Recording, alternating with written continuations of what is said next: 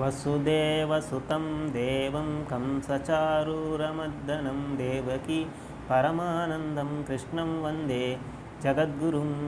హరే కృష్ణ కృష్ణ కృష్ణ హరే హరే, హరే రామ రామ రామ హరే హరే.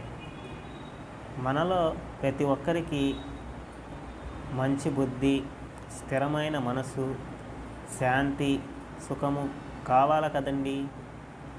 మరి ఇవి మనకి లభించాలంటే అందుకు చక్కని పరిష్కారాన్ని శ్రీకృష్ణ భగవానుడు భగవద్గీతలో 2వ అధ్యాయము 66వ శ్లోకం ద్వారా తెలియజేస్తున్నాడు.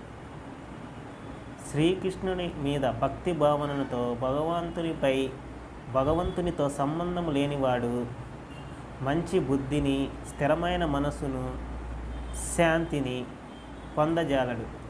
మరి ఇవి పొందకపోతే సుఖమెట్లా లభించును? మరి వీటిని పొందడం ఎలా?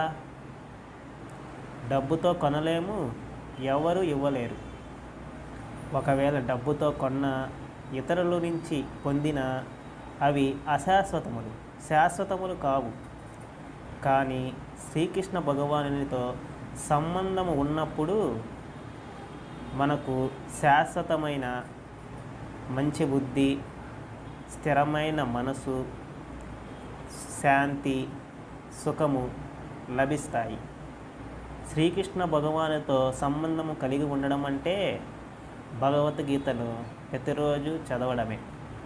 కాబట్టి ప్రతిరోజు భగవద్గీతను చదివి శ్రీకృష్ణ భగవానుడితో సంబంధంతో కలిగి ఉండి శాశ్వతమైన సుఖమును పొందండి.